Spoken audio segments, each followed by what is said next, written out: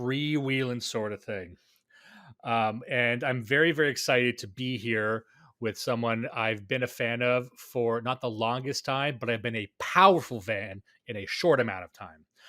It's the man by the name of Dan Baltic. Now, Dan Baltic is the author of the book Nutcrankr, published by Terror House Press. He's also the owner and proprietor of the Baltic State on Substack, and he's the host of the New Right podcast, Right as in writer, which you can find at Patreon/New Right, which is a podcast I'm a great fan of because it focuses on the literary talent and creative writing individuals within this sort of political scene.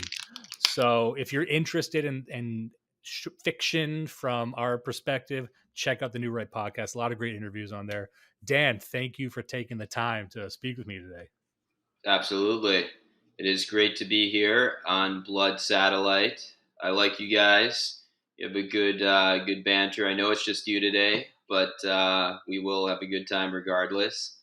And I'm going to let people know this guy's one of my top guys on Twitter.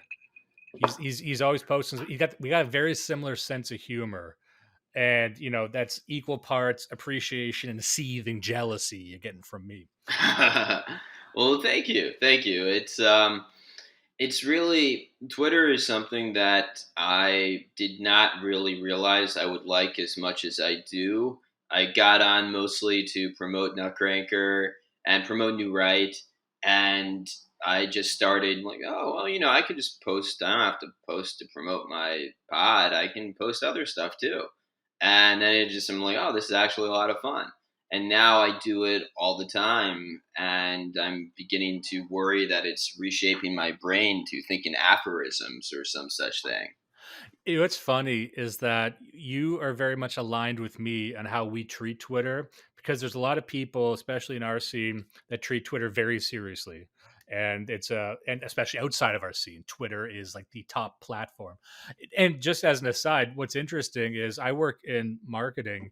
And I was talking to some guys about this the other day, that Twitter is the only social media platform that I can think of that has anything approaching brand loyalty, by which I mean even the people who despise it and loathe it can't stay away. And if you look at, Mastodon is a ghost town. Threads was hot for a minute and it's a fucking graveyard now.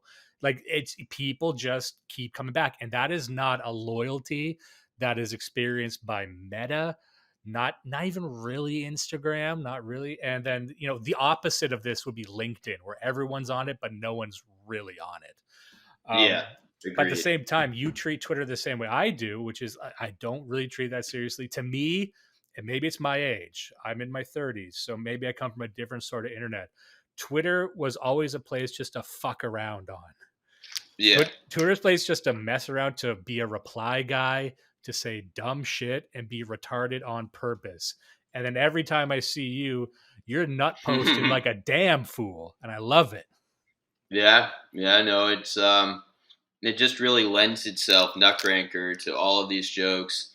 I didn't even realize until the book was released, and I'm like, holy shit, I can just like nut post all day long, and the jokes just keep coming and coming, and I think, sorry, I'm eating beef jerky. No, that's welcome on this show. But yeah, the end of it, like, you have you want to market, market your stuff, but marketing is like usually stuff that people don't want to listen to. It's like, it's almost always bad. But like, if you are like personally invested in it the way I am in Nutcrankr, and the title like lends itself to all of these types of jokes, and you yourself have like turned yourself into a Twitter character, marketing actually becomes fun. And I mean, I think people like genuinely, like, they will retweet my nut posts, as it were. So I think there is some like real enjoyment here, not just on my part, but my oomphies. Anyone can nut post. You can do it IRL. I'm walking down the street. I'm coming down the block. I see a lady getting arrested. I say to the cop, he's getting that nut. He looks at me, he just looks at me. I can tell he's giving me an ontological high five. There we um, go. so, you know, I guess that's a good place to start with your book, Nutcrankr. So I'd like to talk about that, and we'll probably expand into the literary tradition broadly. But I'd like you to talk a bit about your book. There's a synopsis I read online. I haven't read it yet, but boilerplate stuff. Where is this book coming from, and what's it about, and what drove you to have to put pen to paper? Because it ain't easy, people. I say this as a guy who did it. It's nothing but misery and trepidation. So, what made you go through all that? Well, I would say that, like, there's some people who just, you have it in you, you need to get it out. And I always knew that, I mean, I was always a writer. I always knew I needed to, get my vision out there. And I started writing Nutcrankr. It actually started as a short story, and I kind of put it down because I was in the middle of a lot of work. COVID hit, and my industry ground to a halt, and I had a lot of free time. So I started working on it about 3 hours a day, and got into the groove, as it were, and finished in around 3 months. So I finished it the summer of 2020. And what is, this is boring. The point of this is, what is Nutcrankr? Nutcrankr is I like to describe it as a modern day Confederacy of Dunces. It's the story of this young man named Spencer Grunhauer, who is a sort of edge lord, proto edge lord. It's set in New York City in 2016 or so.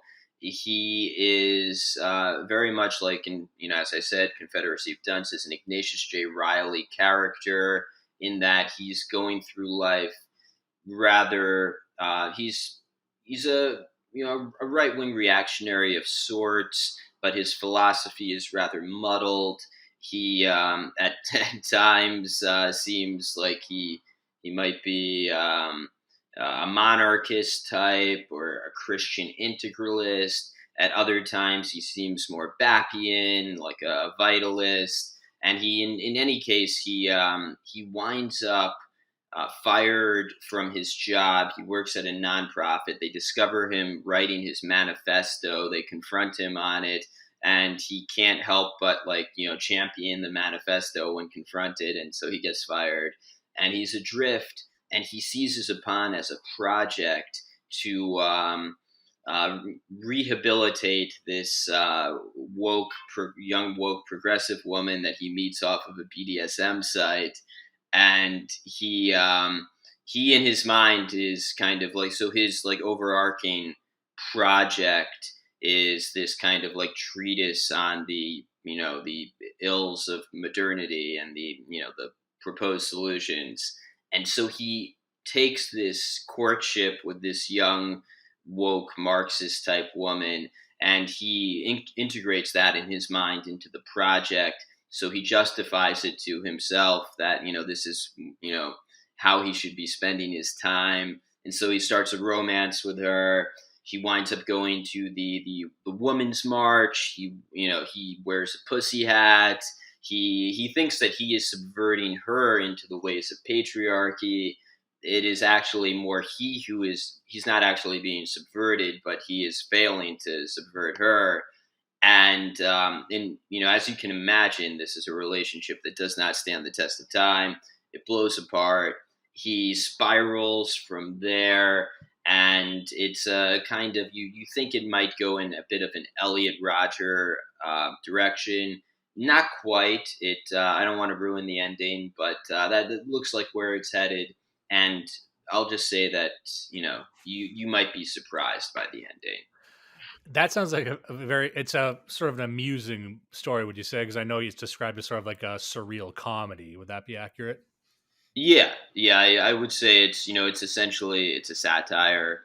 It's a satire of our times, of both the kind of the woke progressive mainstream media environment, but also of a certain Spurgy type on the DR, who is the subject of the novel, Spencer Grunhauer. And my spiel on satire is that you really have to have an affection for the subject of the satire to make it, worthy of, novelistic treatment. So, for instance, if I were to lampoon some, leftist or, progressive or whatever, it wouldn't really be a good novel. It'd just be a kind of like biting send up. But this, I think, most readers read this, and it probably makes the left uncomfortable because they're like, this guy really has sympathy for the main character, the the edge lord. And the right, I've generally it's people like Nutcrankr, but I know that some are maybe a little uncomfortable about the fact that I've lampooned one of our own in some sense. But you need to have a sense of humor about yourself. Well, it also shows that you've got some awareness of not only yourself but the political milieu you're in. Because I was going to mention that for the fiction that I see broadly in our scene, there seems to be overwhelmingly two flavors, and you can correct me if I'm wrong. And one is sort of a dystopian style fiction where we talk about what happens if modernity goes unchecked and everyone's trans and it works for an AI. Then I find a lot about relationships. I would say most of the stuff I've seen recently, especially from a lot of the guys more adjacent to you, like Delicious Tacos and whatnot, it's about women. A lot of it's about women. It's about relationships. It's about the relationships between men and women, and that seems to be a popular theme. I'm not saying that's wrong in any way, but A, does that sound accurate? And B, I guess what do you make of that? That it's mainly men and it's mainly about this sort of dysfunctional relationship sort of thing. So I think this is actually pretty interesting because you have kind of the two strands that you described are essentially both different types of literature, maybe even different types of writers or the political sensibilities, but both are excluded from the mainstream. So you have kind of dystopian sci-fi that is predicated on the idea generally that the you know the lib woke establishment agenda has destroyed the world more or less, and this is obviously something that is not really acceptable in the mainstream. I mean, you can have sci-fi, you can have, the world has been destroyed by capitalism or whatever, but you can't have like, the type of zero HP stuff where it's, essentially there's a through line between Turbo America and, Turbo GAE and decline. That's obviously not something that's going to fly in the mainstream publishing industry. By the same token, stuff like Delicious Tacos, stuff like Nutcrankr even more so, but Tacos is, frankly, his writing isn't very political. He's just writing about being a man, Yeah. being a man from being a straight man from a kind of honest perspective, and that in today's environment is not acceptable because it will inevitably be read as misogynistic or sexist or whatever.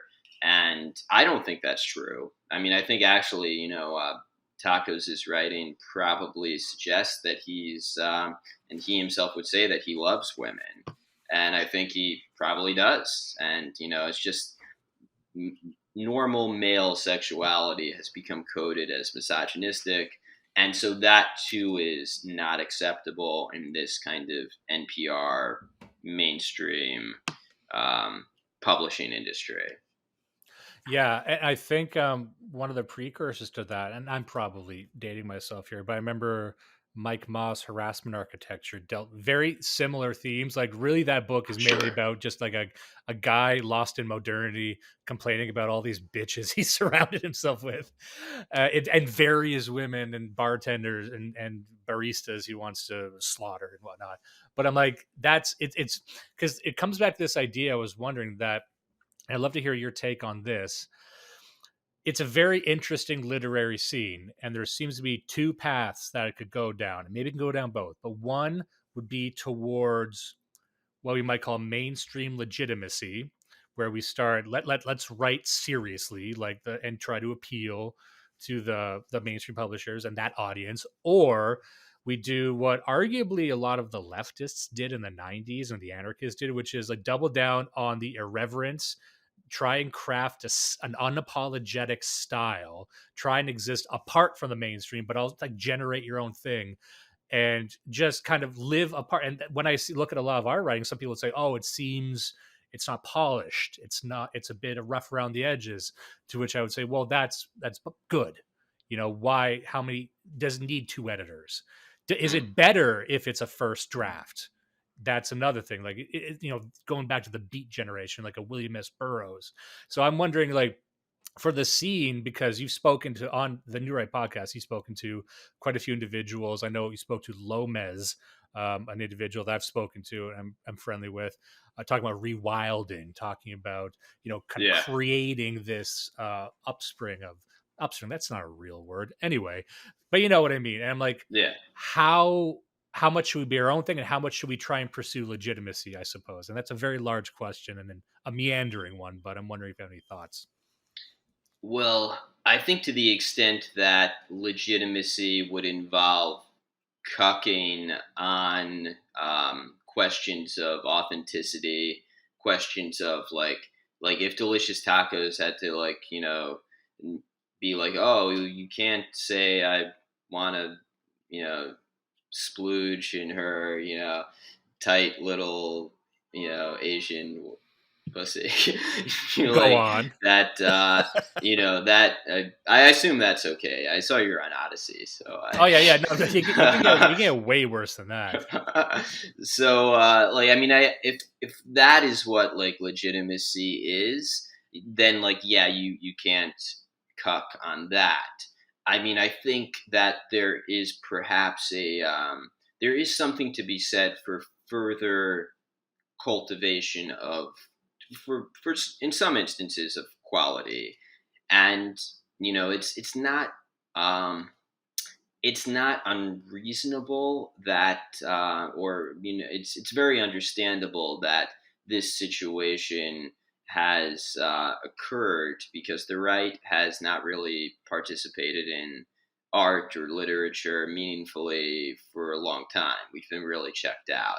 So the what has happened is you have people who are just picking up the pen for the first time, and that's great. They absolutely should do that because they're bringing the perspectives that are the mainstream are not saying or representing.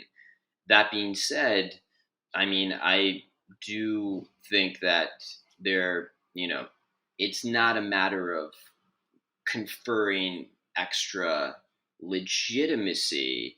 I don't think that we should kind of, hone our writing to make it, better. I don't think we should hone it to make it better to gain acceptance from the mainstream because I don't think we will because of politics. But I do think that, there's a wide variety of literature out there on our side of the internet, and all of it is great in the sense that this is someone who's taking time out of his certainly, and it's always a he pretty much, someone who has a job or whatever and is taking time out of his life to write. That's amazing. That's really hard to do, and that's great, and we want to encourage that, but we also want to encourage further cultivation. So like when um, people talk about like patronage and sponsorship networks, how I think Michael Anton wrote an essay where he talked about how Bonfire of the Vanities and Tom Wolfe's writing would have never really Tom Wolfe would have never had the opportunity to perfect his writing if not for various grants and whatever. So he didn't have to, work a day job, and he could just write. And so I think our thing, our side of the internet, we need to develop patronage. And I mean, that's like a political thing across the board. We need to develop patronage, but especially in the arts, so we can allow people who are talented to further hone their craft, so we can produce novels that not only are vital and say, important truths that, the cupped mainstream won't say, that also are, just tremendous novels and very good. And It's interesting you say that because, I don't want to get off into a political tangent here, but to use the parlance that people be familiar more, you would almost need to separate it from a capitalistic mindset, because just me thinking now about, okay, who are the candidates, the moneyed people on the right broadly who would do this, they would be allergic to it because they would say, well, what's the return on investment now?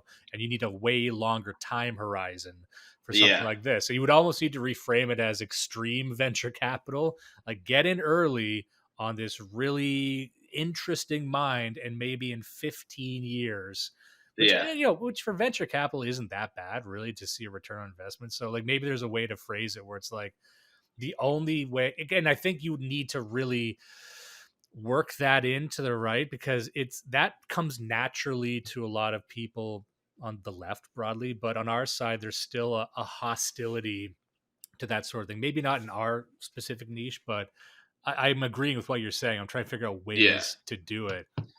Yarvin had a really good essay about this called Acorns for the Culture War. That was actually the name of an event that New Right put on with Yarvin and Peachy Keenan and Lomez and Delicious Tacos in LA. And yeah, I mean, essentially in this essay, Yarvin went on about how this is, a kind of an opportunity for, as you say, a sort of extreme venture capital where the money you outlay today, you will, it might take 20 years, but that the kind of like events like that one, Acorns for the Culture War, which New Right put on with Passage in LA, a reading, but all sorts of readings taking place in LA, New York, wherever. Like this is, go back, 50 years, 60 years. These are like the readings that the Beats were having. And, this is where, this is Yarvin's contention, but I largely co-sign on it. This is the future of culture. This is where culture is being formed, because the mainstream is just too, the kind of censorious nature of He would probably the, just say it's fake and gay if I know yeah, him. yeah, it's fake and gay, the mainstream. So as a result, nothing good in terms of art can be produced there. So the future of art necessarily, I think, has to come from the outside. So anyone investing in these parties, investing in paying, giving someone a grant to write a novel that you believe in, like that is, that's venture capital that you might not see the reward for 20 years, but then in the history books it'll say that, so and so paid so and so to, write this novel, and and it'll be like an important novel. So Another way to do it would be, again, I'm hesitant to keep looking towards the past for examples of how to do this, but I'm an old head, so I like to.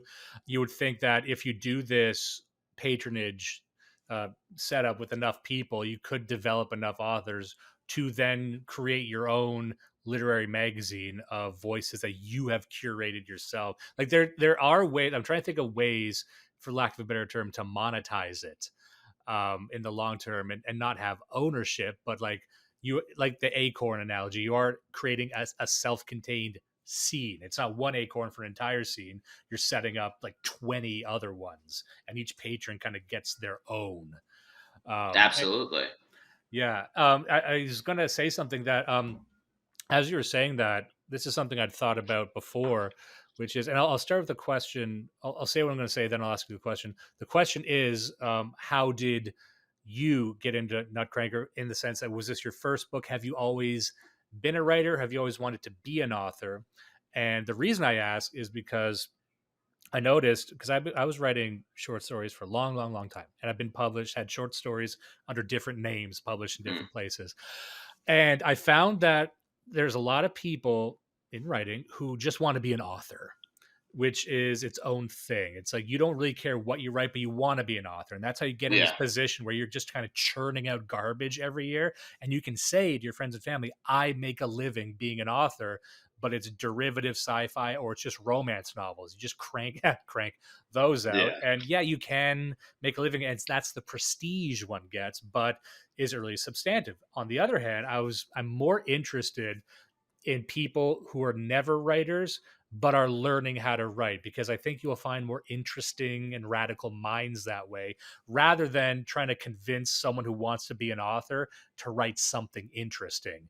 And in terms of investment, or this sort of cultural venture capital, you would want to identify people who've maybe never ever written before, and just because Yeah. it's easier to teach them how to write decently than to teach a great writer, someone who's written for 20 years, to write something cool. Yeah. No, agreed there. With regard to kind of how I got here, it was I kind of I do have a background in writing. I was an English and creative writing minor, English major, creative writing minor, and Oh, so you're a nerd like me. Not good to know. yeah, yeah, and so I always, since I was little, I wrote. I graduated from college. I produced some comedy videos when I had a real job too, but was doing that on the side. Went to law school. It kind of like dropped away. But so essentially, what happened was, like, as the culture began to change, the woke stuff came to the forefront. Trump ran, and I kind of realized, okay, my like lib friends are all like freaking out, and no one seems to have like the be able to see what's actually going on among my friends. They seem to have a sense, and this was like turbocharged in the 2020 with Floyd and COVID and everything. And I kind of realized, okay, among my like lib university friends, they have no idea what's actually happening. And no one's writing a novel about what's actually happening. So I better do this, just because I can, I have the ability to see what's actually going on. And I'm like, in my own mind, I'm thought, well, okay, I'm like almost the only person that I know who could write this, so I need to write it. And when I knew that I was on the right track was my first drafts, like the first 50 pages, the first the next 50 pages, whatever. I was sharing with my one of my law school friends, who is despite being a pretty intelligent guy, very like broy dude. He was a college basketball player, not exceptionally literary, not woke, obviously. And so he was reading this, and he was just very enthusiastic, just saying like, this is like nothing I've ever read. You need to publish this. And so that kind of served as a positive case study, and I realized, okay, I think I have something here. That's a great way of looking at it, because especially in my own life, there's always, you're torn between, do I want to write something that impresses the people who are experts at reading things, but or do I want to appeal more to people who don't read, who essentially say what you were saying, which is like, I'm not a guy who reads, but I've never seen anything like this. And that sort of excitement, I think, is a bit more interesting to me. And I think that might be because we're always, for people who are wondering, anyone who's ever started a small press or a small publishing industry, there's so many hoops you have to jump through, and there's so many forms you have to fill out, and there's so much bullshit you got to go through to exist in the traditional publishing ecosystem. You need to either send a lot of emails and familiarize yourself and go to book fairs and know the right people, and just to kind of make it in that ecosystem where it's just those people I was talking about, those authors who are grinding away, and no one, they're playing a game. It's all a game. But then you're thinking like, that audience is established. That audience is, they're the ones who are always going to be, they're like the Tor reader. If you're in sci-fi, Tor, like the people who are just in that ecosystem. But to Yeah. me, is it more valuable, just like we're trying to get more radical minds who might not be established writers? Is it more interesting and more financially beneficial to us to seek out completely different audiences, people who don't read, and try and figure out new ways to get them? And that's something I've been thinking about a lot recently. And what do you think about that? I mean, absolutely. Yeah. I think that the readers for Nutcrankr are almost entirely men. My ex girlfriend, when I gave her Nutcrankr one of the early drafts, she started crying halfway through it. So obviously, I had to break up with her. But Was it my tears of current joy? Were they good tears? no, no, they were not. But my current girlfriend got through it, and she's just like, okay. And I mean, that's as much as I could hope for, really. Like a woman tolerating Nutcrankr, that's fine. The That's good. best review you can get from a spouse or a girlfriend is, I don't get it. Yeah, well, They that's don't that's hate kind it, of but yeah. that was kind of the review from her, and that's fine. But like Nutcrankr obviously has resonated with a lot of young men, and I mean, I think it's not young men who are not literary. It's just like young men and men in general are not going to be part of the like literary fiction scene because, with the exception of Welbeck, this author David Salzay, few others. There's just not really, and almost all of these are like legacy writers who already, they're going to get published because they've been published. There's very little out there that would entice like a straight man to read. So I want to write books for them, and not necessarily for men who never read, for men who are like, oh, I liked Hemingway, I liked Confederacy of Dunces, I like Catch 22, but no one writes anything like that anymore. Well, like now we are. Now we're writing that stuff again. And so that's like, that's what I want to bring back. Yeah, and I got a question for you. So, one thing, I guess I'll start with a bold statement and then we'll just go from there. The bold statement is that I don't see anything right now that is electrifying about how people consume writing. And I'll explain what I mean by that. So I might be dating myself here because I'm in my 30s. I'm in one of these old fucks. Yeah, I'm, But I'm 37, oh, so I there you got you, go. dude. So because so this will sound really lame to a lot of younger people, but there was a time when blogging was really, really exciting and new and Yeah, fresh. And now, blogging is something that you call the fucking crisis hotline and you see someone blogging, right? yeah. But the most exciting thing right now, and that was electrifying. It was cool. It's people. Anyone could be a writer, and there's this whole ecosystem that popped up. And being a blogger for a hot minute was kind of a trendy thing in L.A. and New York and all the cultural hubs. And then when I look around now, the closest I can see to something like that would be Substack. But this might sound controversial, but I'm gonna say it because it tastes good to say it. Mm, Substack seems more like a last hurrah of this sort of this thing that's dying, because Substack I got nothing against Substack, and a lot of Mm. great many people I admire on Substack, but it seems like a place like for people who couldn't get published to like make a last stand to monetize something. Like it's for journalists who lost their jobs and they because the pub that journalism industry can't figure out how to fucking make money, and it's for writers who are like trying to just scrape money together. But it feels like if this goes away, like what's it doesn't have that sort of vivacity to really get people excited about reading. And I like Substack, but so do you, I'm sure. But we're kind of weirdos, we're kind Yeah. of, and it's great, but I'm trying to think of what is there a future that really reinvigorates the regular people, the audiences to get electrified about reading fiction. And if you think about, this is probably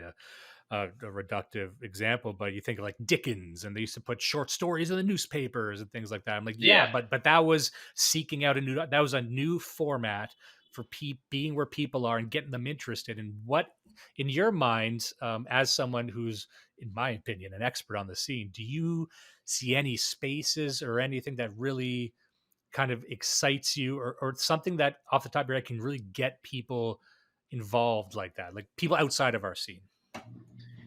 I think, and this is kind of a if not trite and over, certainly I'm not the first person to say this, but the so-called vibe shift of women actually coming to right wing parties and having like posting pictures of themselves with that book, like that is that does and will draw people in because it I've gives never heard that them. before. That's very interesting. I'd love to Really? dwell on that. Oh, Yeah, yeah, well, no. because especially, maybe I've advocated for that. I've advocated for the value of women in making a scene cool, for lack of a better Yeah. word. But I'm sure you could probably explain it in a better way. And I guess we can go maybe into a bit of detail about these parties you were talking about for the like, passage press and whatnot. Yeah, yeah. So I mean, like any scene that you want to be a part of, if there are no women in the scene, that's really tough. That's not something that's going to have a lot of staying power. So the just in order for men to want to become like part of a kind of culture or start part of a scene, you want to at least believe that this scene at the very least will not like preclude you from getting laid. You want to believe like, oh, I belong to this club, and be like, oh well, we hate you, you can't get any pussy. That's not something that like is that's a real detriment, that's a real barrier. And so like for instance, I took I've taken people to these kind of like literary event parties, and I mean, obviously at these De Vere Ball type things, these readings in New York City, that is not full of right wing people. It's full of people who like literature. Some are right wing or whatever, but it's something that many people have told me they're just surprised that there are attractive women there, and how many attractive women there are there. And that is something that is like a huge selling point because it shows that there's cultural power behind this. So like essentially my thinking here is once the attractive women show up, then there's a certain patina of credibility that it confers on a scene. And it's kind of like, well, that scene has legs. That scene has a future. It has a viability. And so, like, is Substack moribund? Maybe yes, maybe no. I couldn't really say. I mean, but I think what is clear is that the NPR set, the kind of like mainstream publishing industry, that is moribund. Like, despite whatever money they have, despite whatever, it's all running on fumes. It's all running on like to the line to get into the Acorns for the Culture War party that like stretched around the block. And I don't think the line for, any of these, like, penguin author writes a book about, like, how to offend men or something. Like, I don't think that, book release party is gonna have a line around the block. So yeah, I mean, I think definitely kind of translating this energy into so-called meat space, getting women involved, that creates a sort of you know a certain amount of energy, a certain baseline of energy that then translates into, well, I want to see what's going on here. I want to see what, you know, I want to buy Book. I want to buy Nutcrankr. I want to buy Delicious Tacos' books, because people want to be part of something that is rebellious, that is edgy. And like right now, this scene is it. So like there's a lot of issues with Substack. It's like, you know, it's kind of like, it's not going to replace magazines exactly. It's not going to replace physical books, but nor should it. I see it as kind of a kind of halfway point between getting our own books out there, getting our own magazines out there. And so, not to like shill too much, but like Passage Press is doing a great job of this. They put out Unqualified Reservations by Yarvin. It looks fantastic. Like it's a real book. My publisher, Terror House Press, they do a great job. They've been doing it since like 2017, before anyone else, and they do a great job too. I love the cover of Nutcrankr. That's probably moved more copies than anything else. Covers by Matt Lawrence, incredibly talented guy. And yeah, just Man's World. Man's World is, they have their annuals. They're kind of reinvigorating the magazine form. So we have these products, these that are coming out, and yeah, I see Substack as it's kind of like a lifeline for. It's the same thing as like Patreon in a sense. It's a lifeline for people who are independent creators who are not accepted by the mainstream. But the goal is not to stay on Substack. The goal is not to stay on Patreon necessarily. The goal is to eventually move to, well, now we're buying books from Passage Press, but they're in Barnes and Noble.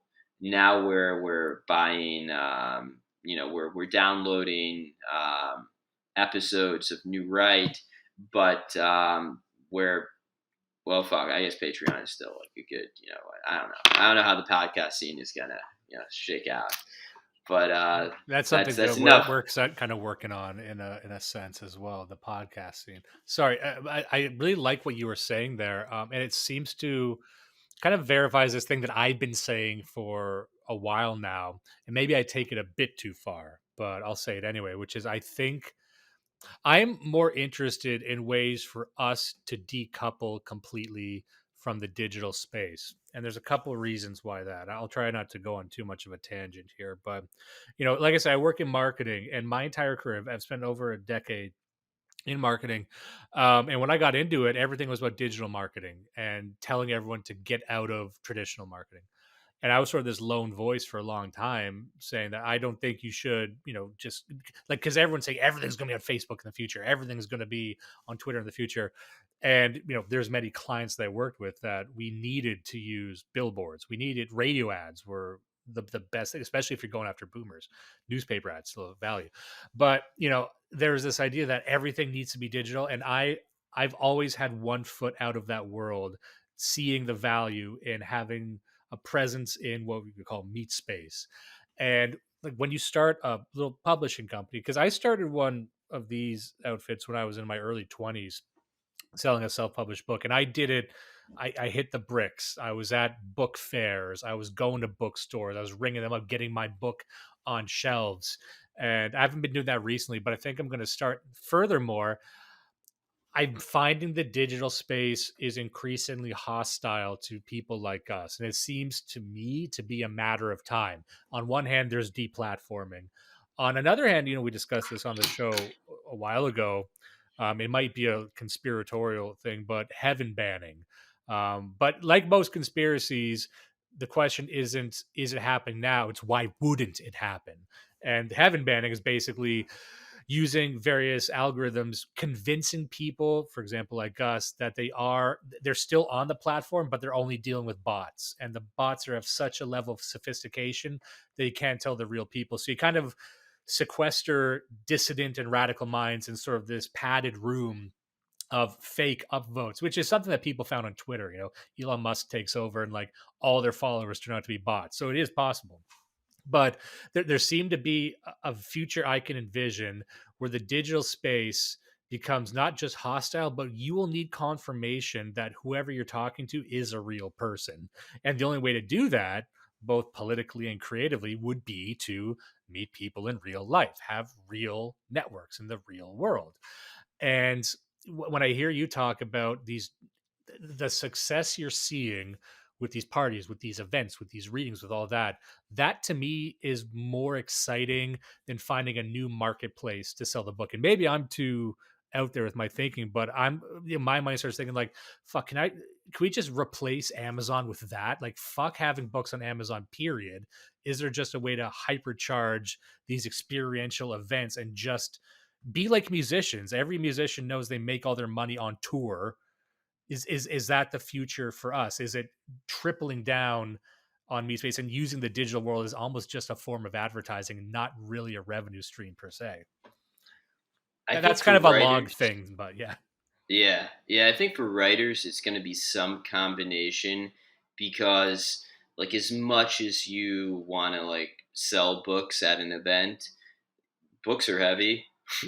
It's hard to like transport them all to an event, and it's just unfortunately or fortunately due to the kind of monopoly that Amazon has on commerce, it's just so easy to and this place is obviously a kind of censorship risk because if you're delisted by Amazon, you're really messed up financially.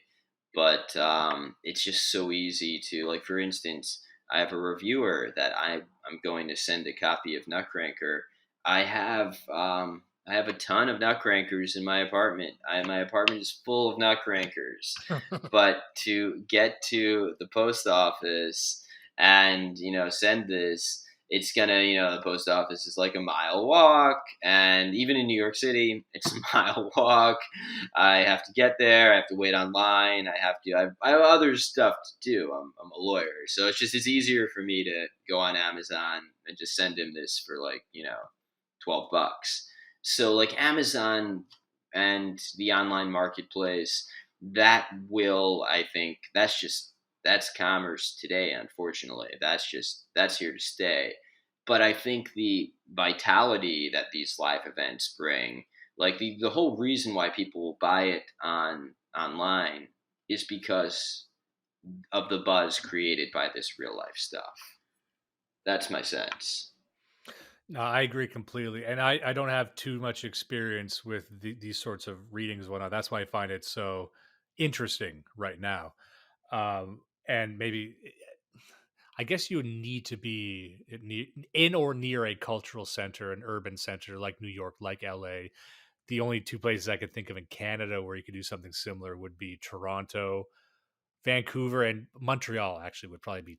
I would put Montreal maybe above Toronto, but that's a Yeah, little, yeah. Um, Now, I was wondering, and you know, first of all, I think Nutcrankr, was that be your first published book, or did you have anything prior to that? that's my first. Yeah. I mean, like, I had like short stories published in like college literary magazines, but yeah, Nutcrankr is my first actual published novel.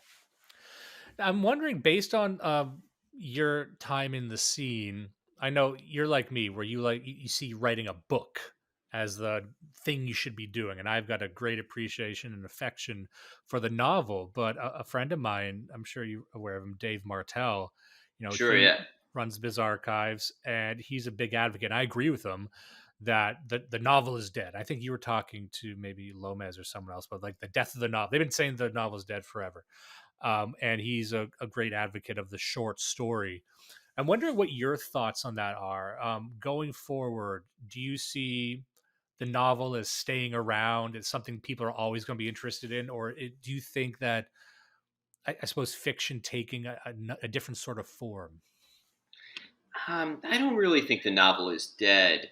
I think it's just more a function of the people who have something interesting to say are mostly people outside of the mainstream.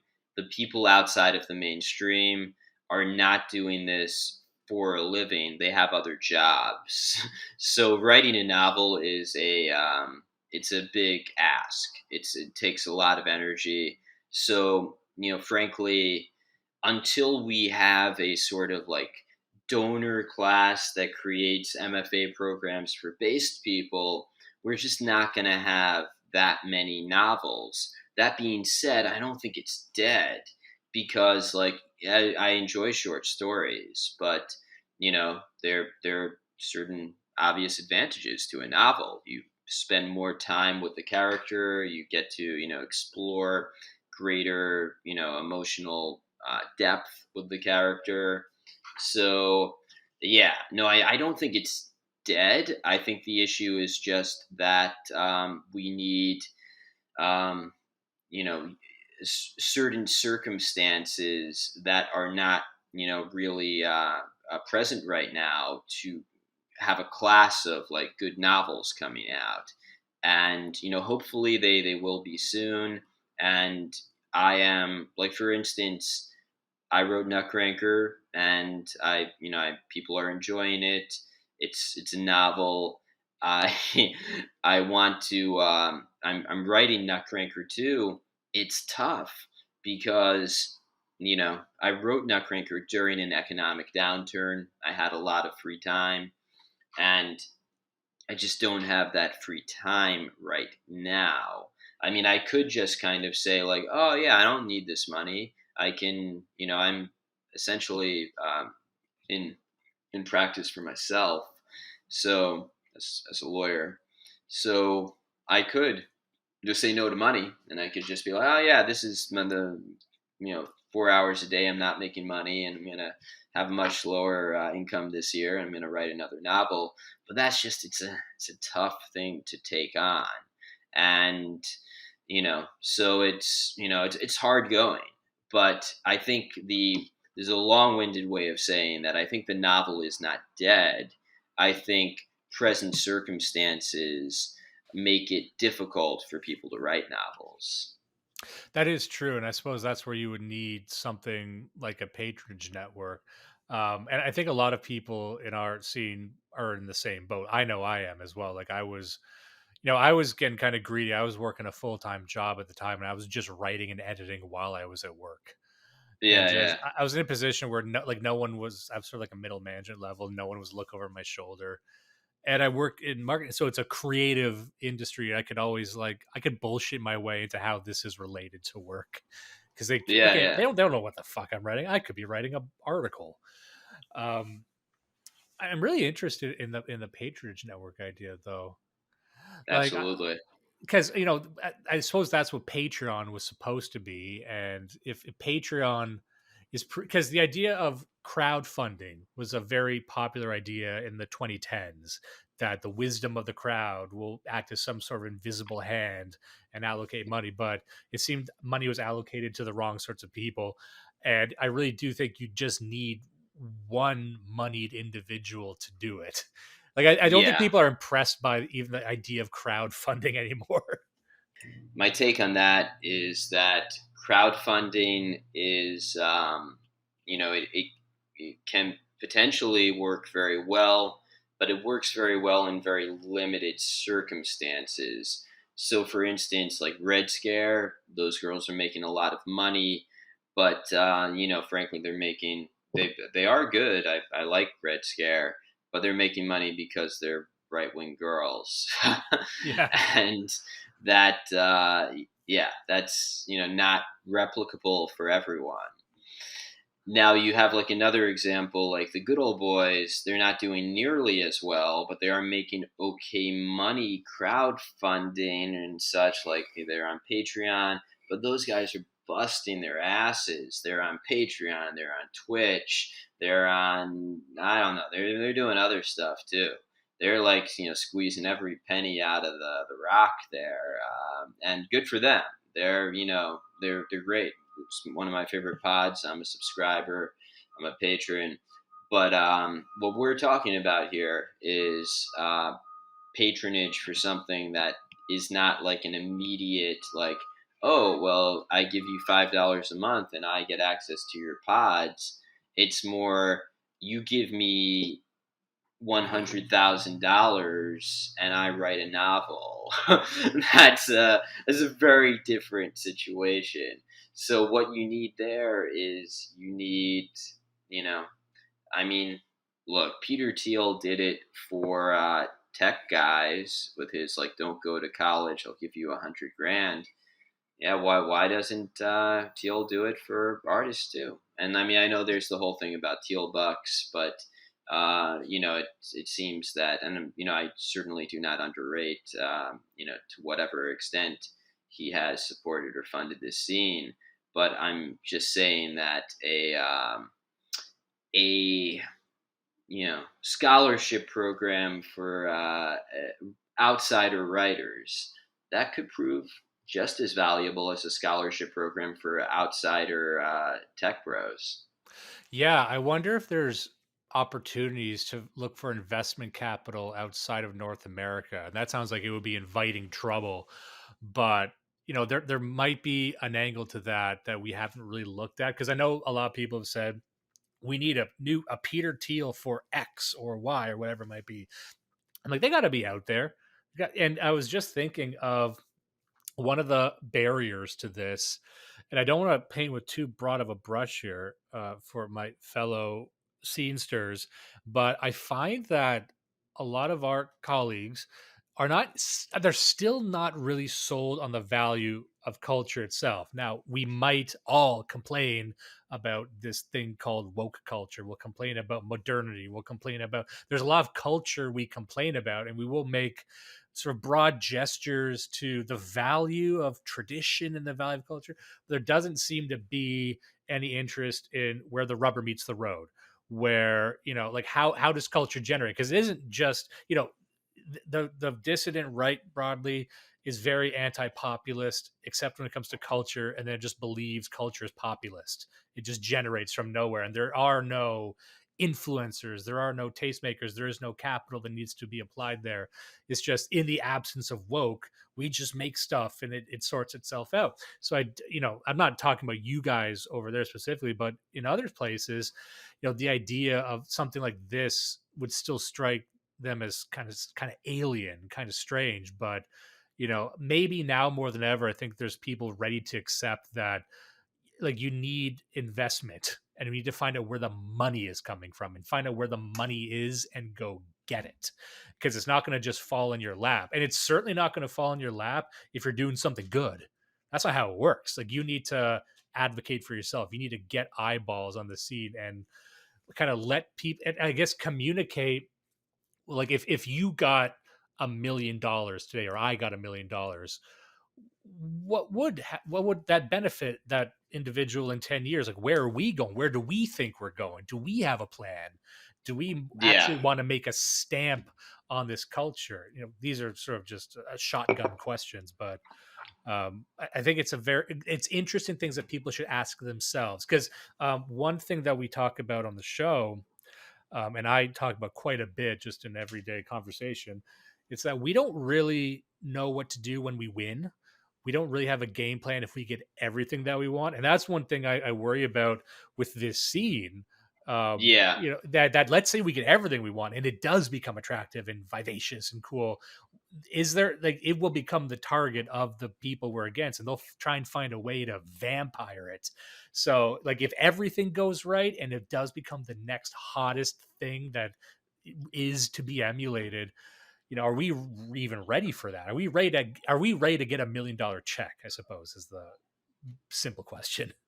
I mean, that is an interesting point, and I mean the way I see it is that there is a built-in kind of shield against this scene being co-opted because the let's say an editor at Simon and Schuster is really like, oh, we gotta this Nutcrankr book is getting so much press, we gotta do Dan's next novel, My and then daughter like came up to me. She won't shut up about this Nutcrankr. and so then I give him the next novel, and the next novel, and he's like, uh you can't say this. This is we're getting in trouble if you say that. That's so if it is the case that the next that Nutcracker 2 is published by like Penguin in like unaltered form, then like yeah, well I guess maybe we did win. Maybe but if they say like, oh, you need to move, you can't say this, you can't say that, I don't know. I don't think I would publish it with them just because I'm not like I'm not trying to be a writer. I am a writer. I'm trying to write good stuff. And so like to the extent that we all have careers and we don't rely upon writing for money, that's an advantage. And I think that, unfortunately that means we have less time to write, but that's where like what would happen if a $1 million check came in and 10 writers each got $100,000 to like write a novel for a year. Well, then we'd have 10 like probably really good based novels, which would be like, it'd be a whole thing. It'd be like, they'd have like tablet articles like the class of 2023 based novelists and, whatever. And it would be, I mean, I think this would, frankly be a tremendous investment for I will someone say you're with the kind of money to seeing do it.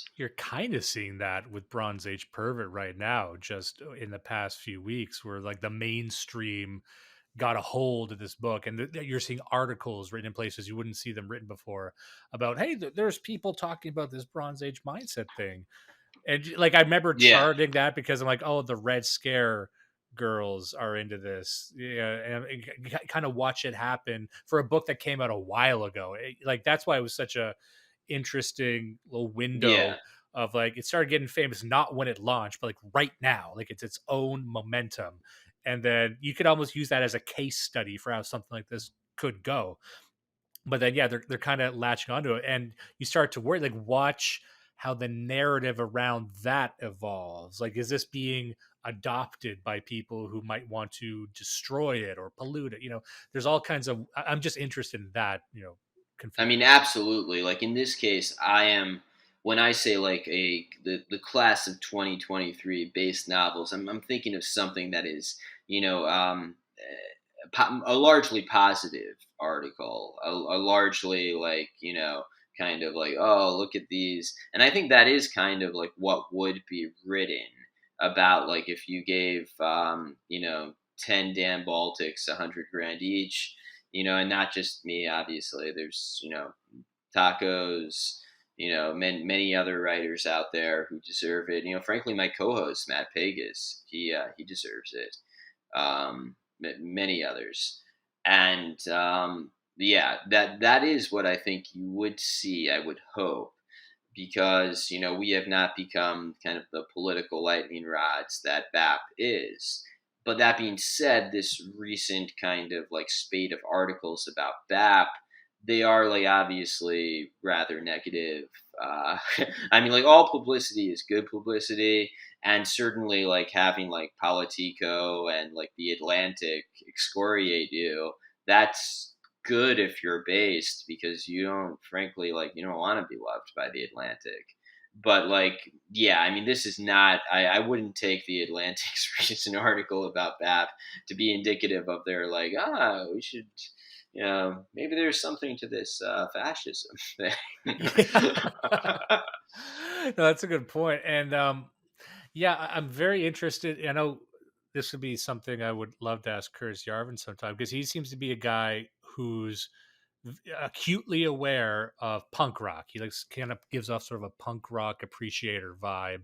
And what you'd want to avoid, I'm sure he would have an explanation for this, but what you would want to avoid is being punk, because the story of punk is kind of the thing you would want to avoid. This thing that, well, I mean, arguably was always kind of co-opted by corporate stuff early on, but like there seemed to be a point where it was an honest generative thing very early on. Then it became a parody of itself and became commercialized, and then it kind of lurches on now as a parody of itself. But the question would be, this thing that we got going on here, how would we avoid becoming that?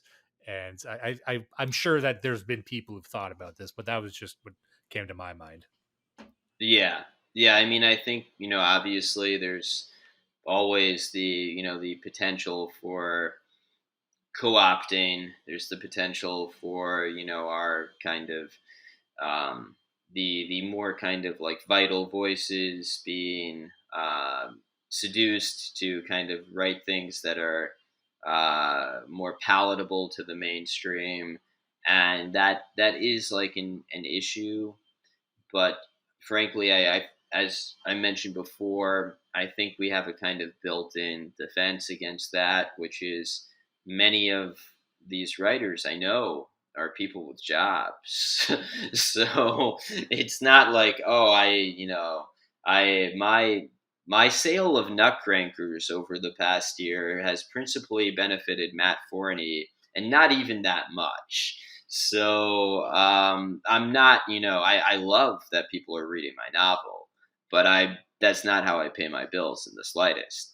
So I'm not worried about, and I think there are many others like me. Like I know that Tacos has a job, and he's made good money off of his work. But frankly, all told, I can't imagine he's cleared more than 100 grand.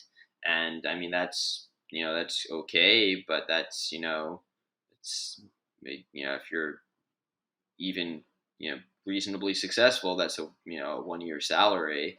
So Well, also, like, that's, come back to Amazon. Like, most people, if they're lucky, are breaking even on Amazon, unless you're like pricing your paperback book for like $40 to make yeah, eke up profit. But like, so most people, they're selling at Amazon either to break even or at a loss. And that's just a cost that they eat. And then, like you said, like the margins are so thin that you just need to, you make a bit more. yeah, Ebooks are probably the best thing for that, for just pure profit.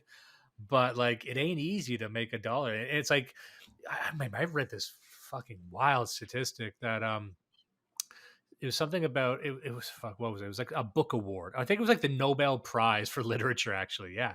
It was a mm, Nobel Prize for literature, and it said, how many books did each nominee sell before and after winning the award?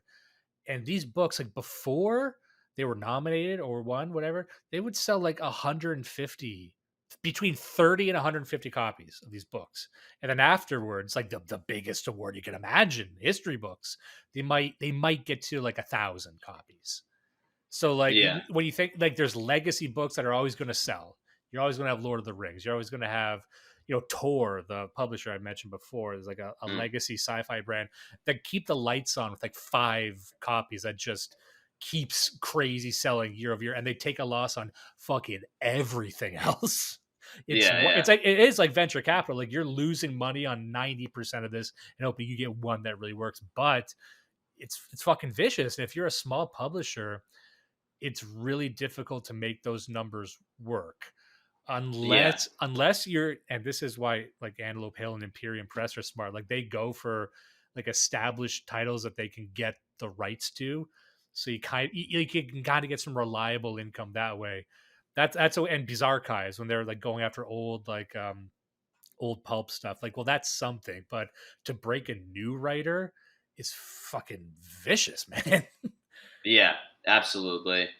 And for that reason, I think there's kind of a built-in shield or protection from subversion, just because our guys don't expect to make any money. This is not how we make our money. So if someone came along to me and said, well, we'll give you 30 grand to write Nutcrankr 2, but you have to, do everything. You have to let us censor it. I would say no, because I don't want to. I want to write what I want to write. So I think that we have kind of a natural immunity to this type of subversion, and I think that's a really good thing that will keep this going forward.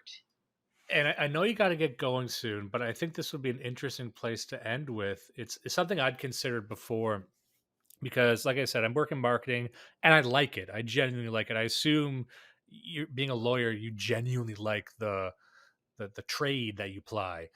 And I think, and this might be again a controversial statement, like maybe the way forward is people to remove this desire to make a living doing this, like the transition to I make content for me and the content is successful versus I am now a slave to my audience, which is what a lot of people end up even in podcasts, even in music.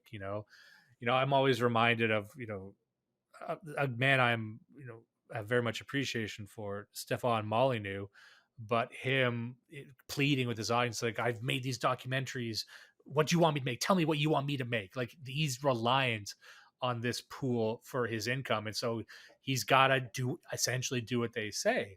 And I Yeah, wonder if the model going forward, and the model that should be desired, is that you never want to make money with. It's good to make some money, but not your entire living.